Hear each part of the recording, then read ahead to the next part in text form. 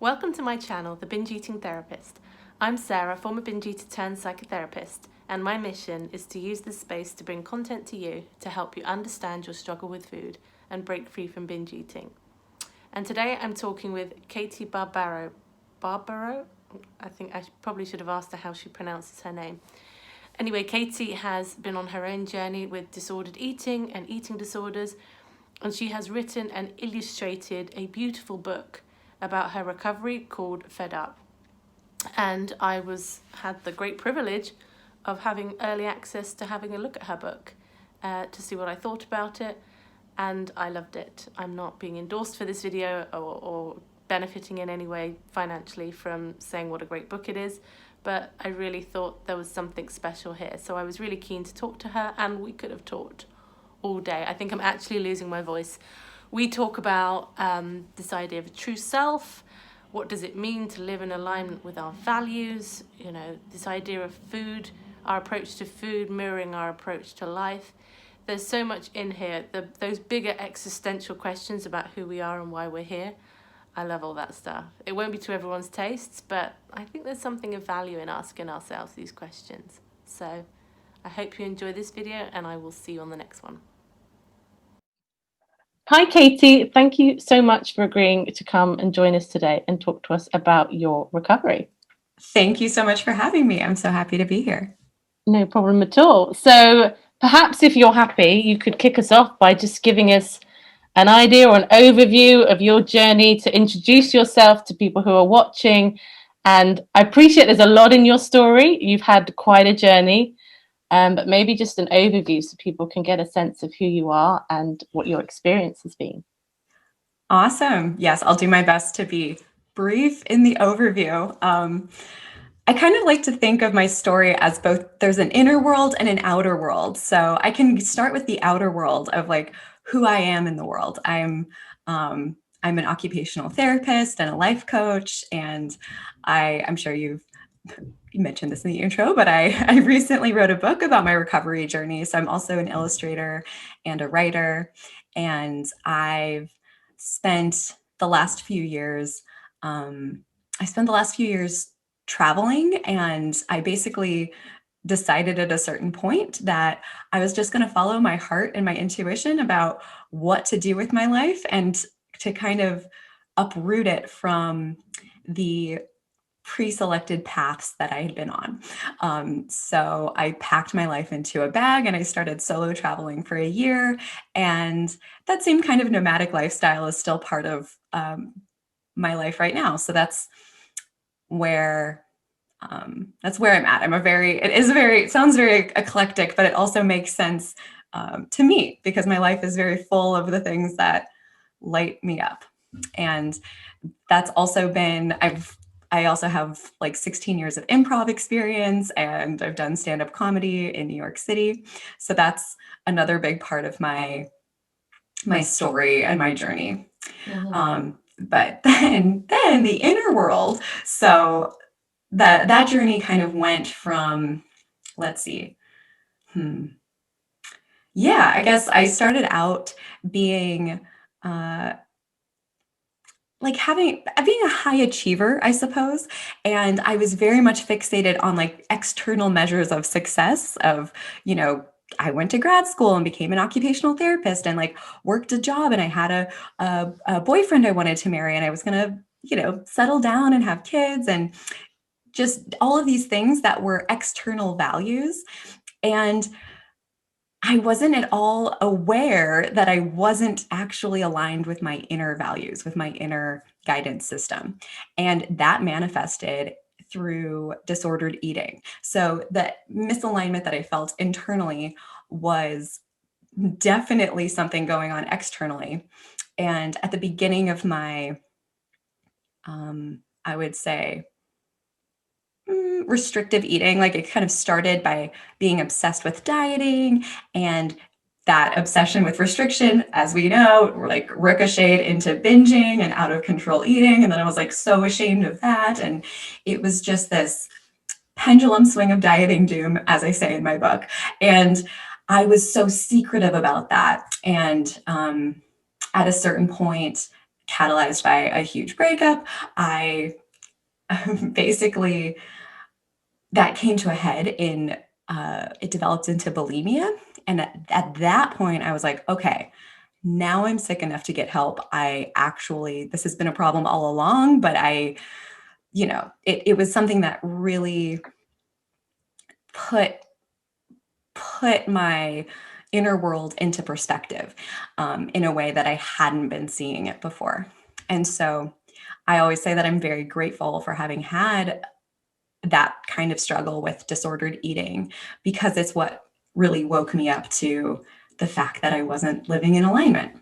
Mm-hmm. So, and what you said about the bulimia, being sick enough to get help, that really struck a chord with me, because I can remember I'd been struggling with binge eating disorder for a year before one day purging. And I remember on the day I purged, I'm like, okay, bulimia, like that's a eating disorder. That's a name. That's what I've got. I've got a thing now. And yes, I struggled with bulimia for a few years, but I always felt like I was more of a binge eater than I don't like to use the word a bulimic, like a label like that. But it's always been more that. But I think that is so true. And you started off by saying it's disordered eating, and that phrase, like between disordered eating and eating disorders, like what to call it. Um, your book was sent to me by your publisher last summer. I can remember getting your book and having a look at it and reading it through. And it's a beautiful book. So you mentioned you're an illustrator, but it's basically, do you call it a graphic novel?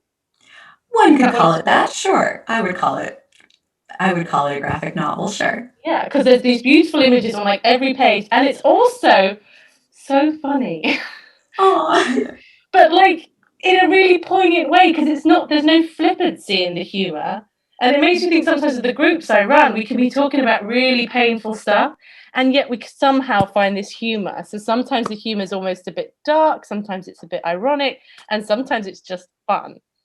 And then for me, when I got to the point, because you're going for your recovery, you found intuitive eating, but then the eating disorder comes back, and then you go to OA, and then you mentioned giving up sugar. And at that point, you nearly lost me, because I thought, oh no, it's going to be another one of these stories where people are like, I just gave up sugar. Sugar was the problem all along. And once I gave it up, all my disordered eating goes away. And I was pleased to find out that that wasn't the case when I continued reading. It's much deeper than that. absolutely. Yes. Wow. Thank you so much for that beautiful reflection of my book. It really makes me light up that you saw all of those things in what I created. And I totally feel you on the humor in this isn't because we're making fun of something or making light of something in a way that's not acknowledging also the depth and gravity of it. But what I find is that when we get to the truth of something, it's always funny. There's something just so funny about life. And you're like, oh, it's this relief of oh, I see myself more clearly. That's what it is. When we discover something that's truer than what we've been believing. Yeah. Made me think of that phrase, it's funny because it's true, right? It's funny because it's true. Yeah, exactly. Uh-huh. And it changes the energy in something as well. And I sometimes think of it as recognizing the absurdity, because this stuff's absurd, right? It doesn't stand up to rational scrutiny. It is. Wow.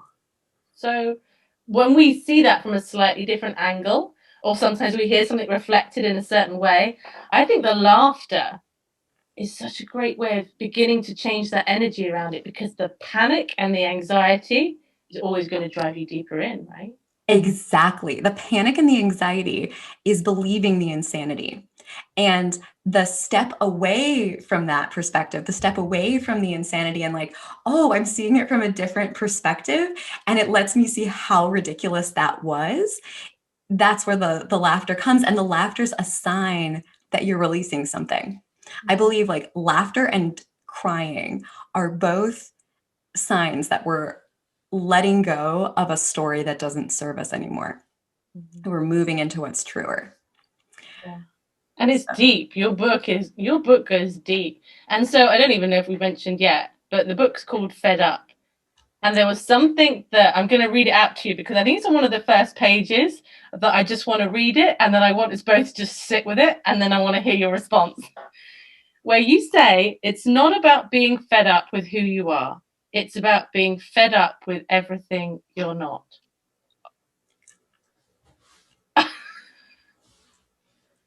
And just speak to that for us, because I know what it did for me, and I kind of want to hear what it means to you. Thank you for reading that. Yes, that is so true. And that's what I come back to time and time again, because what this disease or this disorder, whatever you want to call it, what it does is it turns us against ourselves so often. And so it makes us think, or for me, it's made me think, I am bad. I am the problem. I'm doing this wrong. And that's not true. The truth is, we're clouded by something else. Something else is preventing us from accessing our light, from accessing our true selves. And that's what we're fed up with. So yes, the anger is real, the anger, but instead of turning it against us, we get to use it as a force for ourselves instead of against ourselves. And that's really, if people get one thing from this book, I want them to just connect with their own magnificence and realize that this is just a maze. And it might be disordered eating. It might be something completely different. You know, everyone has their thing that's keeping them from themselves. Whether they're trapped by an addiction or just negative thoughts, whatever it is, those things are not you. You are the light that is relentlessly trying to break through all of those shadows, all of that darkness. You said something like in your intro about your disordered eating kind of being a tool to wake you up. And I think I can really resonate with that as well. Like I have a lot of, never thought I'd really say this, but a lot of gratitude for it, you know, now. And even like in terms of how I am with food, it's like a warning signal for me. Like the minute my food starts to feel you know, a bit shaky or I'm feeling uncomfortable, like it's a warning flag that there's something else going on. And I love that you mentioned in there about your relationship with food mirroring your relationship with life. And that made me think of Janine Roth straight away. And then I saw in one of your images Janine Roth's book. So I was kind of thinking that might be where that came from. But then, so for you, if you look at that time with the disordered eating and it being a mirror, what does that mean for you about what was going on, like this clash, I guess, between your inner and outer worlds?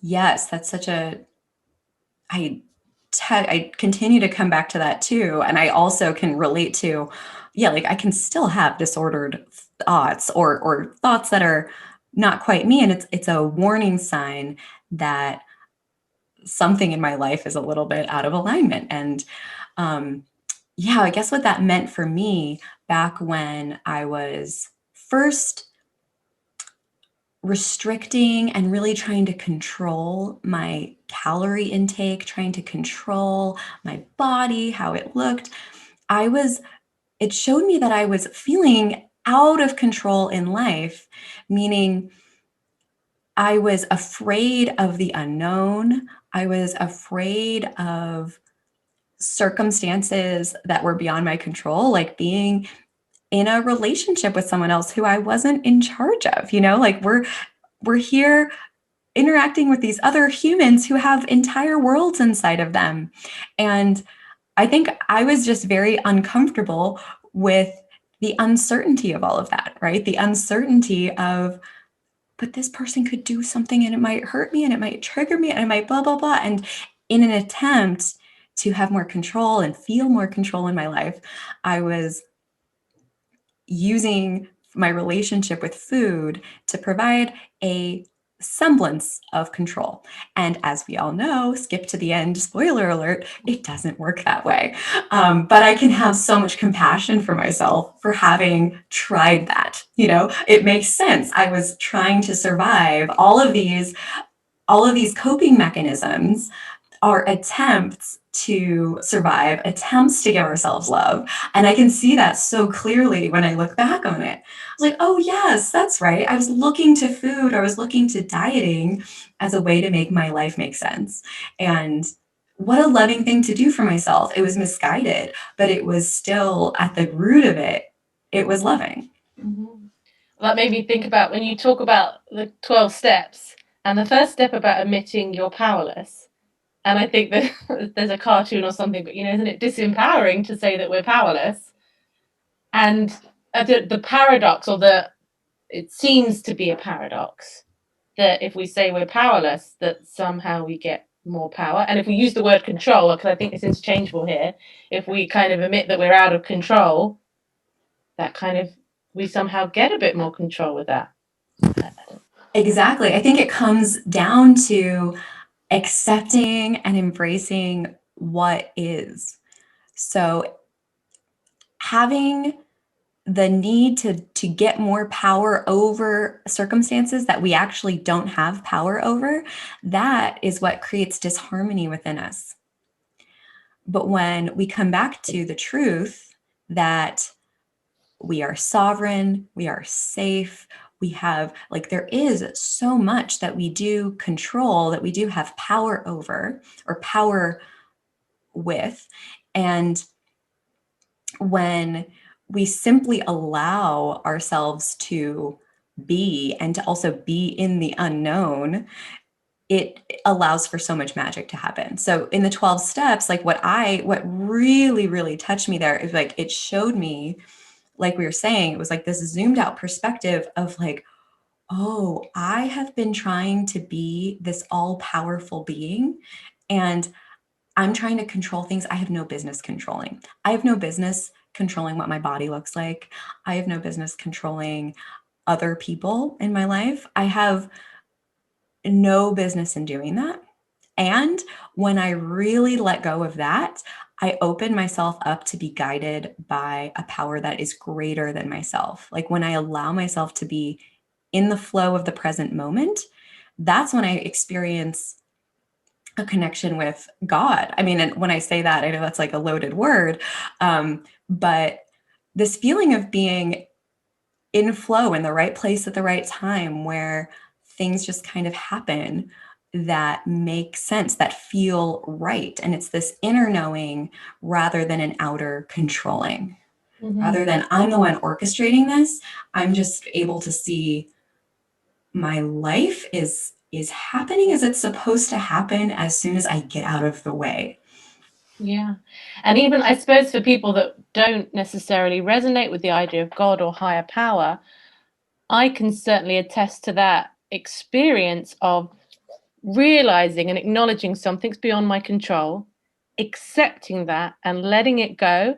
And when I do, that sounds like it would be a really scary thing, but I've always been rewarded with a feeling of peace when I do it. And every time I do it, I'm like, why am I just walking around like letting go of everything all the time? And I'd be this constantly peaceful person, but I don't. I attach to things. Right. I have to learn the lesson over and over again. I'm like, when will it get in there so that it's just natural? And you know what, as many times as it needs to, like it just, I find that with myself, it's not as if, oh, cool, I worked the steps and then my life was perfect. It's totally, it is this journey of like waking up and going back to sleep, waking up and going back to sleep. Like there's this really powerful remembrance that we are granted whenever we have a moment of peace. Mm-hmm. It gives us a reference point within ourselves of what's possible. And then naturally, we're human beings. We're going to, do things where we're trying to control our lives again. We'll probably, I love my ego comes back in and it's just like, oh, great, you're healed. Relax now. It's like, you're fine. As if it's some sort of like achievement or accomplishment, And really, it's like, surrender is an active process. It's a daily decision to let go of things, because the patterns that are in place, the patterns of, and our conditioning runs really deep. So it makes sense that is our default until we just start to learn that new reference point, right? Where like, oh, like it's not even like, it's not like I'm trying to strive for something in the same way that we strive for other kinds of like trophies or, you know, uh, basically signs of achievement from the external. It's this internal sense of like, I just feel better when I surrender. I feel better when I let go of control. And it's when we do that on deeper and deeper levels, like that's what it is. We're just doing it on deeper levels every time. It's not like we're reverting back to how we were before. We're just like learning to let go even deeper, even deeper, even deeper. And that's the process that I've been in since I started recovery. It's not a black and white thing of like, oh, now I'm recovered. It's like I'm choosing to keep looking at my life honestly and letting go when I need to, even though I can still go kicking and screaming because it's not always comfortable. Yeah. And that's a really, like, just on a personal note, that's a really lovely reminder for me. And I think that's something I needed to hear today, because I think I just get, and I don't know if I'm the only one, but I get so frustrated by my humanness. Like, I feel trapped sometimes by having to be human. I want to be more than human, and that I can hear the ego in that. And again, like when we talk about accepting the things we can't change, that's another thing to accept, right? That comes up for me that I rally against probably. That is so beautiful. And it's so ironic too. Isn't it funny that our ego is what wants to be more than human? Mm-hmm. And then there's also the part of us that is more than human. And it's so funny that the just the confusion that the ego has around it. It's like our ego's jealous of our soul. I love that. Maybe I'll make a cartoon about it today. I was going to say, yeah, that deserves an Instagram post, I think. Okay. I love that. The highest praise. So I want to ask you then about the 12 steps, because there's a lot, out there about, I don't know, maybe it's the circles I'm in that are quite anti 12 steps around working through food stuff. And, I've talked before about, I was in OA for like 7 months, and I didn't find the program resonated or helped, and I blamed myself a lot for feeling like I couldn't do the program. That's for me like the downside of OA. And then the upside was just the people. The people were amazing, and I still have people in my life today that I met in OA. And it was just an incredibly, first time I've been somewhere where people were so honest and raw and vulnerable, and everything was resonating. So maybe you could just talk a little bit about your experience with the 12 steps, and how you see, and also maybe if you could touch on the idea of abstinence as well that comes into the 12 steps, which is clearer with something like alcohol. I know you gave up alcohol. That was a problem for you as well. So yeah, just your thoughts around that really. Great question. And I loved what you said about it not resonating with you. And I want to really highlight that, because as I see the 12 steps and any other program of recovery or way of understanding ourselves, what I always come back to and encourage other people to come back to is what is authentically resonating with you. And something that they say in the 12 step meetings oftentimes is take what works and leave the rest. And I absolutely love that, not just for the 12 steps, but for everything in life. It's not about having to find a program or a way of understanding the world that completely makes sense to you. You are your own way of understanding the world. We are having experiences that are meant to light up different parts of ourselves. And the being that we are is this amazing collage of all of these different ingredients from everywhere that we ever touch. If something lights you up, it's because it was already present inside of you. So for me, I found a lot of my own truth get lit up when I was working the 12 steps. I would say, like you, my first 7 months actually in the program, I was not working the steps themselves. I was just going to the meetings. And that blew my mind because it was like this like huge, beautiful, like sauna for like getting all of the shame toxins out of my body. Like it felt like everything that I was holding onto in secrecy, like I can never tell anybody about this. I can never tell anybody about this. I can't believe that I do this with food. I was in rooms of people who were all talking about their experience with the same things, and they had this way of relating to it that was just so honest and direct. And I knew I wanted to have that kind of connection with myself and that kind of connection with my own, yeah, my own story, my own journey, my own relationship with food. That even though I had been through many things that I wasn't proud of, that I could have compassion with myself through that and be authentically sharing about it. And like, if I'm a human here, if I'm having an experience, I'm definitely not alone. Like that was the biggest thing that going to those meetings showed me, was that, oh my gosh, I am not alone. And it filled me with this fire to share this with more people, because I was like, wait, we're all here kind of secretly. Like these are anonymous meetings. Like I don't want to just share about this anonymously. Like this is something everyone needs to know, because I was out there thinking I was alone, and that's the furthest thing from the truth. Like I don't want anyone else to feel that they are alone in their struggles, because I'm like, I don't have, oh, all I have to do is overcome my own shame about my story, and then someone else will know that they're not alone. Like, duh, no brainer. That's what I want to do with my life, really. Yeah, I see that in groups all the time because I run groups. I love groups for this kind of thing. People who've never spoken about it, never heard other people talk about it, cannot believe it when they hear people say things. It sounds like they're inside their heads. Like Exactly. there's Yeah, no new problems in the world. Like we think we're the only ones. It feels like we're the only one, but it we're, does. I suppose we get evidence of that. We can rationally know we're not, but I suppose in the group you have the experience. Right, exactly.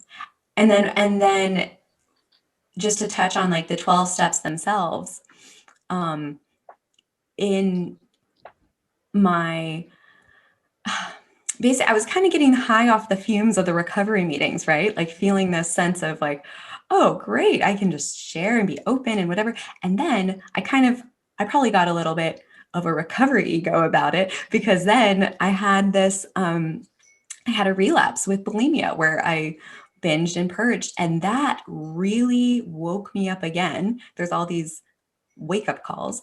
And I was like, there's something that I'm not, um, there's something deeper that I need to go into in myself. And working the 12 steps, going through them with a sponsor, was something that really, I actually recommend this to anybody, because if you want to look at your life more honestly, it's a really beautiful system for going through and looking at your life and why we're holding on to um, certain things, like holding on to certain fears, resentments. Um, it showed me a world that I wasn't conscious of inside of myself, right? Because our food problems are not really about the food. Sure, they might be, like, there are definitely interventions that we need to do that involve, intuitive eating, that involve like making sure that you're getting enough actual nutrients. Like that is a more foundational need than perhaps the personal development side, or like looking into these areas. Like you can't, um, yeah, it's important to prioritize like both parts of recovery. But what I would say about, um, yeah. So what I would say about the steps themselves, and the value of abstinence for me, what abstinence gave to me, and I'll get into like the specifics of that, was to sort of put the food in a different category because I was like, okay, I know now, I understand for sure that the food does not actually have to do with my inner world. So the pain that I'm feeling around food is real, but it's not about food. So I've been spending my whole life trying to fix my food problem with food. And the truth is, it's not a food problem. So food is never going to work to fix it. I can try all the diets in the world. I can try eating this way or that way, cutting out this and this. It's not going to work to fix the pain that I feel because it has to do with something else. It has to do with my inner world, with these resentments I'm holding on to, with these ways I'm viewing myself and other people that's not loving to myself. And so that is what helped me the most in recovery in the 12 steps, was really separating the two. Like, this thing I thought was a food problem is not a food problem. It's an inner problem, or an inner thing that needs to just be resolved. So the way that abstinence played into that for me was, I surrendered my food choices over to a nutritionist who gave me a meal plan, and I followed it and was like, okay, it was such a relief to not have to make food decisions, because having to make food decisions was what was tricking me into thinking that those decisions were what was causing my pain. So for me, my abstinence was cutting out certain things that kind of trigger ooh, I got, like, I had too much sugar. Oh no, I need to like fix that. It's a problem I need to fix. Since that was something that was habitually like a thought pattern of mine, cutting it out for a period of time was actually really helpful for me at that moment, because it cleared the way, it cleared my brain space. It made me feel like, okay, I'm actually feeding myself enough food. I'm following a nutritionist recommendation. I'm completely surrendering to that. And it helped me to completely surrender to looking at what else was there. So when I remove the factor of food being a problem, which is a decoy for the underlying problems, removing that as a factor helped me to see my underlying problems more clearly. And so I found this to be a huge gift. And like you said, it wasn't like, well, I cut out sugar and that was the answer. I also found out after going through the steps and really seeing like what the process of like uncovering myself looked like, I also began to realize like, okay, I think that there's more freedom available now. Now that I understand there were all these ways I was betraying myself in my life, now that I trust myself again, can I extend this kind of trust into my relationship with food? Mm-hmm. And that's when I really started exploring with intuitive eating and pursuing that path, even though it was like so scary for me. Yeah. Mm-hmm. Yeah.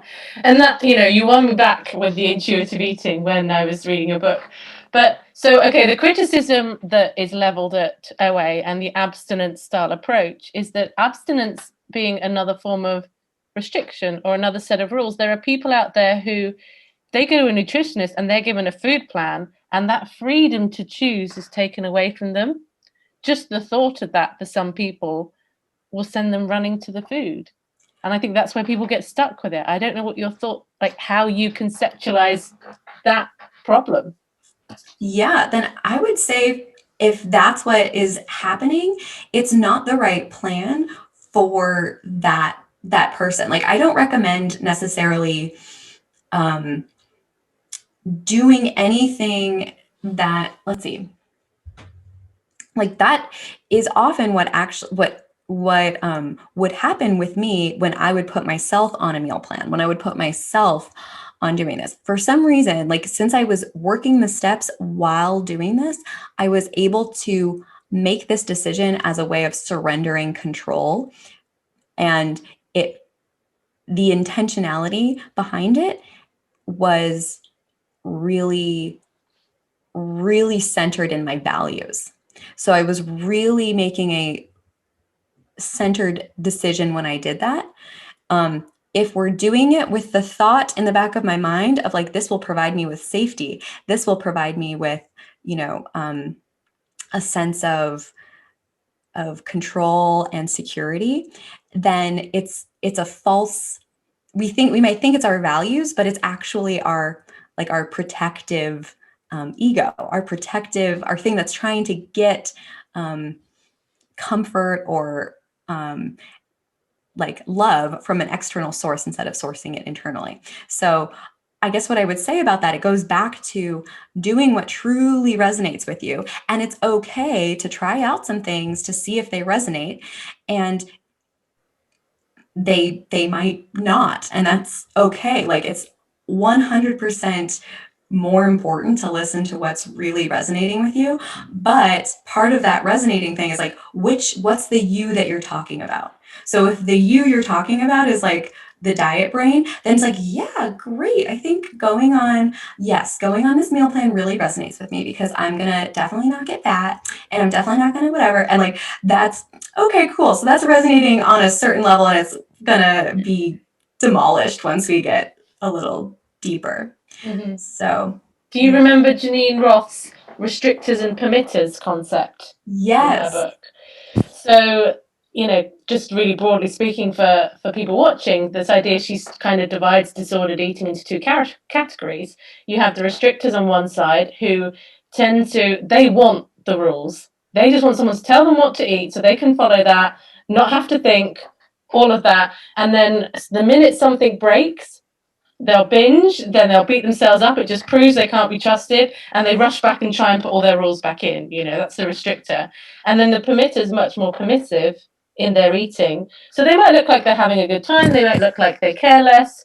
They're not doing much active restricting, but there's still a lot of guilt and shame around food, which suggests, the permission's not really there. And so some of the ways that I might think about it is going on the food plan for the permitter it can be incredibly triggering. It feels like people on the more restrictor end of the spectrum would embrace something like that because actually what it ensures is that they're eating enough, whereas perhaps people on the permitter side of things physically are eating enough. There's a lot more mentally going on around just believing they shouldn't be, which is a restrictive thinking pattern. And the people I saw in OA that seemed to be doing well on the program were people with bulimia and anorexia. The people who were but it was only the binge eating seemed to be the ones that were struggling the most. Just observationally. Yes, I love using that restrictor and permitter way of conceptualizing it. That really resonates. And it goes back to like, right, so it all really depends on where you're at in your journey, where you're at, what really would feel like the most loving thing to do for yourself. Mm-hmm. And yeah, so for me, it was like that was surrendering to somebody else being in charge of my food was what I needed because I was holding on to that kind of control and that kind of like restricting myself. And I was like, I know best, I know best. So it was, yeah, like, and so as a restrictor, this might be, I was for the first 7 months I was in the program, I totally resisted doing something like this because I was like, no, that's going to go back to my restrictive ways. I couldn't possibly do it. But when I saw it through this light, it made sense to me on a deeper level. So, yeah.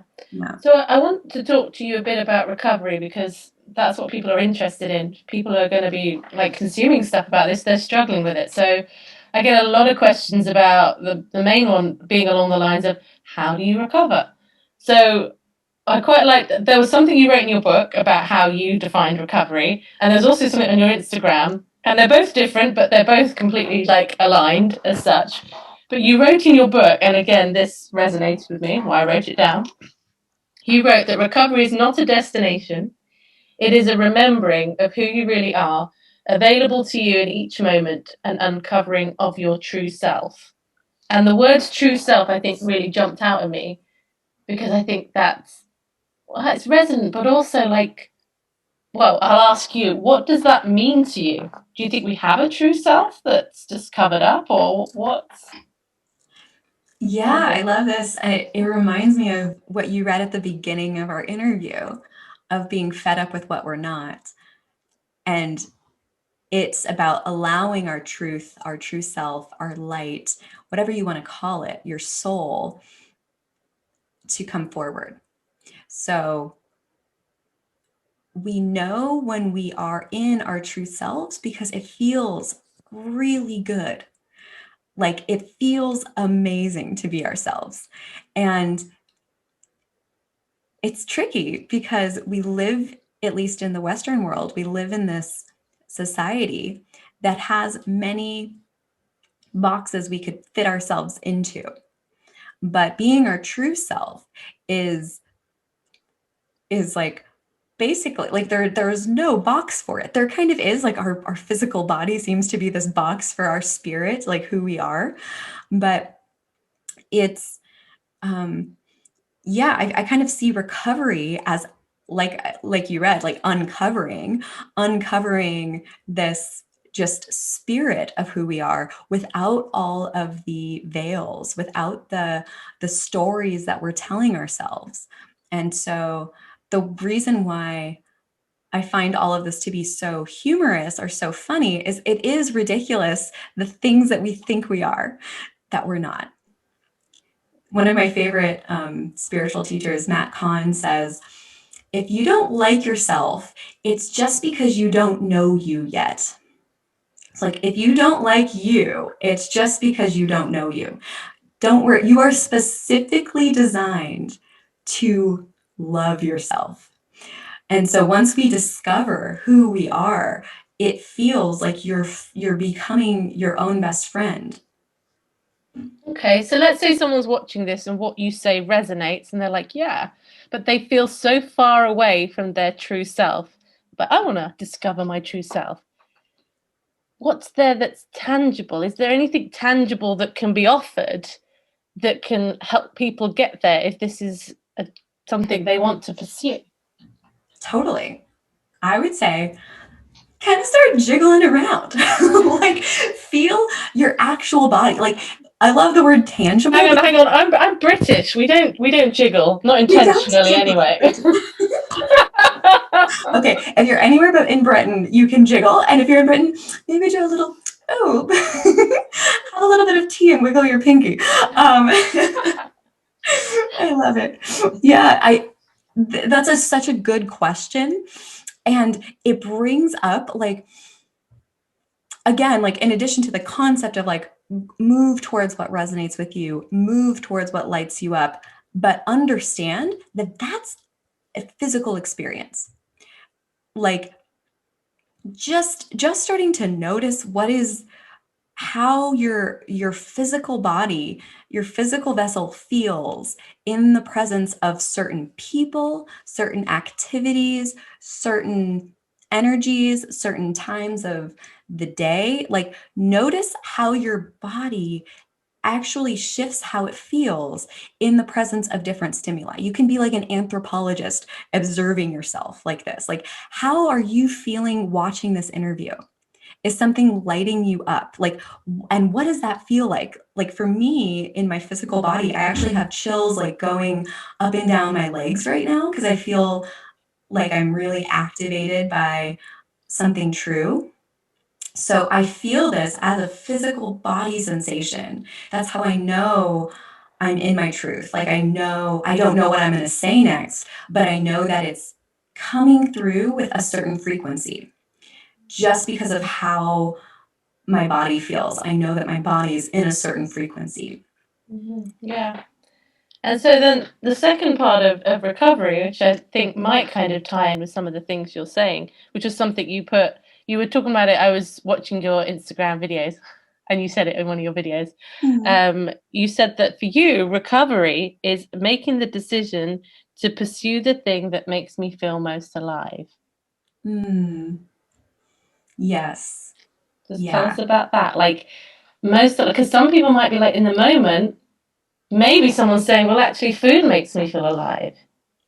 And then you can, Can that be true? I'm not really sure. I don't know if it can. I'm pulling on my own experience, but maybe for somebody it could be, and then that's confusing. Well, I feel like I feel more alive when I eat. I don't. Or don't eat. Yeah. And that's, that's a really good point, actually. It's actually showing us that our body is already programmed to do this. Like your body wants to feel most alive.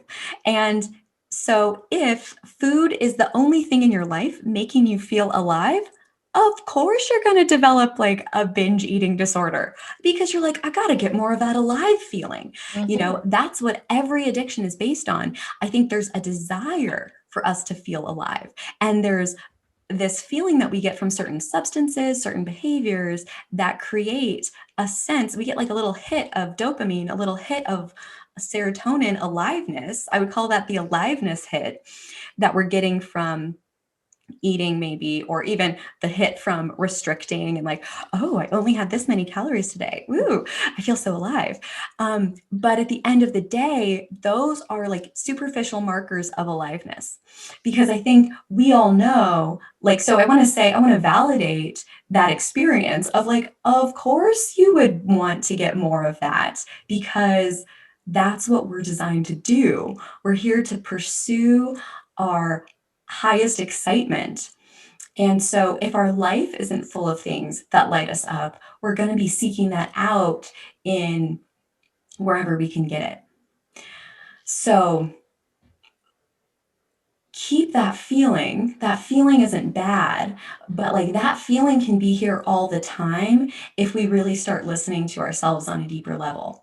And this is going to involve some hard work, because if we've been following some other plan of aliveness, like I'm going to just be 50% alive, but I have the security of, all of these friends that I don't really share my full truth with. I have, a job that I kind of like 20% of the time.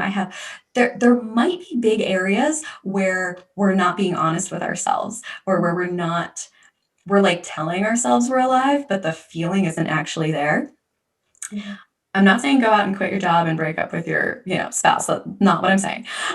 What I'm saying is there's like a level of your aliveness that you can bring to the situations that don't feel as alive. Like you can start 1% at a time. What would it look like if you were 1% more alive in your relationship? What would it look like if you were 1% more alive at your job? It might involve having a challenging conversation with a coworker. It might involve, saying what you really want, even though you're afraid that you might be rejected. There's these ways that we can just internally, first, like before we start doing those external shifts, there's an internal shift to like, I'm willing to see what is most true for me. Just doing that alone. Like this doesn't have to start extending outward yet. It's better if you have a team meeting with you and you're like, okay, let's just get real for a second here. Okay. Like no one else is here. I like to talk to myself like, I'm just like gabbing with my gal pal, me. And it's like, okay, let's get real. Let's journal about this. Like I love journaling where I'm just like letting my thoughts spew out. There's so much crap in my head, always, as I'm sure everyone can relate to. Like our thoughts are ridiculous, but there's something in us that's thirsting for our own truth, that just wants to hear it, that wants to hear ourselves reflected back to us. And if you let your thoughts spew out onto a page, writing stream of consciousness, say, for like you set a timer for 30 minutes, and you're like, whatever I write, it doesn't matter. It just needs to keep flowing. Writing by hand, I would recommend, because it just accesses a different part of your brain. Just give yourself that space. Be like, I don't care what it is. I'm not going to be attached to this. I know how flexible the human brain and body is. I can, even if I hate somebody, I can write about all of the things I secretly feel, all of these secret thoughts I've been keeping bottled up. I'm going to let them express. And the part of you that wants to know you is just going to light up. It's just going to be like, ah, finally somebody sees me. Mm-hmm. So what would you say to somebody then who's watching that and thinking, I don't really want to be alive? And I don't mean this in a suicidal way. I think it brought up for me, I was thinking about how for me, binging was always around like escape and obliteration. I'm like, I just don't want to exist for like an hour. I just want an hour where I don't have to exist. Yeah. And so, like, at that point, like now it resonates with me what you're saying. But at that point, hearing that, I might have just gone, like, I don't care about. And I don't know that we can necessarily say something that's going to make someone care about that. But I wanted to name that, I suppose, and just get your response if somebody was saying that to you. How would you respond to that? Totally. I'd be like, amazing job listening to yourself. Like, that's, you're doing it by being like, I don't want to, no, I'm not going to like journal. Like, no, that's not what I want. I want to just like go and chill and like not be here for a little while. It's like, wow, good job. You didn't even have to journal to do that. Like, you're connecting with what's true for you, that you're like, actually, like maybe that person has been inundated with a little bit too much like self-helpy stuff. Like, why don't you get more? It's like, it's okay to be fed up with that too. Fed up. Yeah, there you go. Exactly. Like, that's just as true, just as valuable, just as intuitive. That you're like, actually, no, that feels like someone else telling me what to do. And I know I just need to like unplug and like be in my own, like, I also totally relate to being in the pantry and just wanting to be just being like, I'm not even there. Like, my first therapist who asked me what it was like when I was binging, I was like, I don't even know. I'm not there. Like, that's not me doing it. Somebody comes into my body and is just like, I'm going to take us for a spin in the pantry for an hour. You know, it's like, okay, yeah, like I totally feel you on that feeling of like being, I just need to like unplug from my life. My life is overwhelming and I need a break from it. And just sit with that. And that, I think what I like and what I hear in that makes sense to me is that I think it's a real act of courage often to be honest with ourselves, because we are dishonest with ourselves for a reason. Because sometimes the truth's uncomfortable, or particularly if we like admit to ourselves, actually, I don't want to live, I don't want this, and I don't want that. Well, what does that mean about us? It's the meaning that we put on top of that. Well, that then means I am a, like, fill in the label about what kind of person you must be if like you've been given this life and you're not appreciating it and you're not grabbing life by the horns and being like, yes, I want to live my best life. You know, something about that I think is one of the reasons why we struggle with the honesty bit. Yeah. So I ask everybody really who I do these interviews with, if someone's watching this and they're struggling with binge eating, disordered eating, and they're like right at those early stages, and they're thinking to themselves, I want to recover. I don't want this to be my life anymore. What would be your advice to them? Where to start? Ah, wow. I would just start by acknowledging yourself for how courageous that is. It is so courageous to just admit to yourself that you want recovery. And that is half of what recovery is just choosing it, is just wanting it. And so,